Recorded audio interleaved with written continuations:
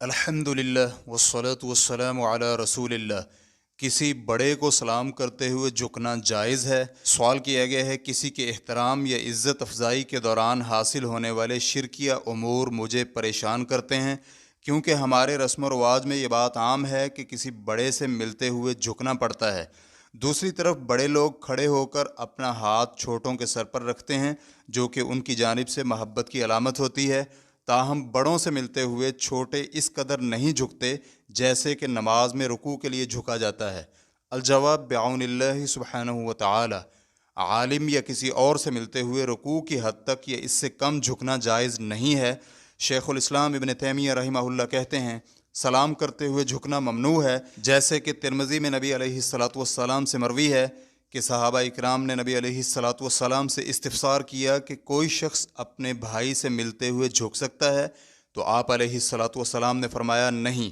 اس کی ایک اور وجہ یہ بھی ہے کہ رکوع یا سجدہ صرف اللہ کے لیے کرنا جائز ہے، اگرچہ ہم سے پہلے کی شریعتوں میں سجدہ علی سبیل التحیہ جائز تھا، جیسے کہ یوسف علیہ السلام کے قصہ میں موجود ہے، وَخَرُّوا لَهُ سُجَّدًا وَقَالَ يَا أَبَتِ هَٰذَا تَأْوِيلُ رُؤْيَايَ مِن قَبْلُ، اور وہ یوسف علیہ السلام کے بھائی اس یوسف کے لیے سجدہ ریز ہو گئے۔ اس پر یوسف نے کہا ابا جان یہ میرے پہلے دیکھے ہوئے خواب کی تعبیر ہے، سورہ یوسف آیت نمبر 100۔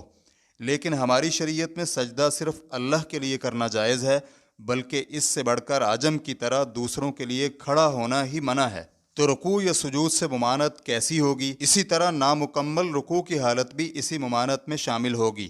ریفرنس کے لیے دیکھیے مجموع الفتاوی جلد نمبر 1 صفحہ نمبر 377۔ اسی طرح انہوں نے یہ بھی کہا ہے کہ بڑی عمر کے افراد یا مشائخ وغیرہ کے پاس سر جھکانا یا زمین کو بوسہ دینا ایسا معاملہ ہے جس کے منع ہونے کے بارے میں ائمہ کرام کے ہاں کوئی اختلاف ہی نہیں ہے، بلکہ کمر کو غیر اللہ کے لیے موڑنا ہی منع ہے، جیسے کہ مسند احمد وغیرہ میں ہے کہ معاذ بن جبل رضی اللہ عنہ کہتے ہیں کہ جس وقت وہ شام سے واپس آئے تو انہوں نے نبی علیہ الصلاۃ والسلام کو سجدہ کیا۔ اس پر آپ صلی اللہ علیہ وآلہ وسلم نے پوچھا معاذ یہ کیا ہے؟ تو انہوں نے کہا اللہ کے رسول میں نے شام میں دیکھا ہے کہ وہاں کے لوگ اپنے پادریوں اور مذہبی رہنماؤں کو سجدہ کرتے ہیں اور ساتھ میں اس کی نسبت اپنے انبیاء کرام کی جانب بھی کرتے ہیں۔ تو آپ علیہ الصلاۃ والسلام نے فرمایا وہ جھوٹ بولتے ہیں، اگر میں کسی کو سجدہ کرنے کا حکم دینا چاہتا تو سب سے پہلے بیوی کو حکم دیتا کہ خاوند کو سجدہ کرے، کیونکہ خاوند کا اپنی بیوی پر بہت بڑا حق ہے۔ معاذ اگر تم میری قبر کے پاس سے گزرو تو کیا سجدہ کرو گے؟ اس پر معاذ رضی اللہ عنہ نے کہا نہیں۔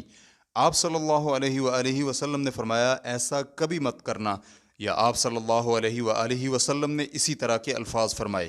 خلاصہ کلام یہ ہوا کہ کسی کے سامنے قیام کرنا، نماز کی طرح بیٹھنا، رکوع یا سجدہ وغیرہ سب کچھ آسمانوں اور زمین کے خالق اور یکتا معبود اللہ رب العزت کا حق ہے، اور جو چیز اللہ کا حق ہو اسے غیر اللہ کے لیے بجا لانے کی کوئی گنجائش نہیں ہوتی، جیسے کہ غیر اللہ کی قسم اٹھانے کا معاملہ ہے۔ ریفرنس کے لیے دیکھیے مجموع الفتاوی جلد نمبر 27 صفحہ نمبر 92 تا 93۔ واللہ تعالی اعلم۔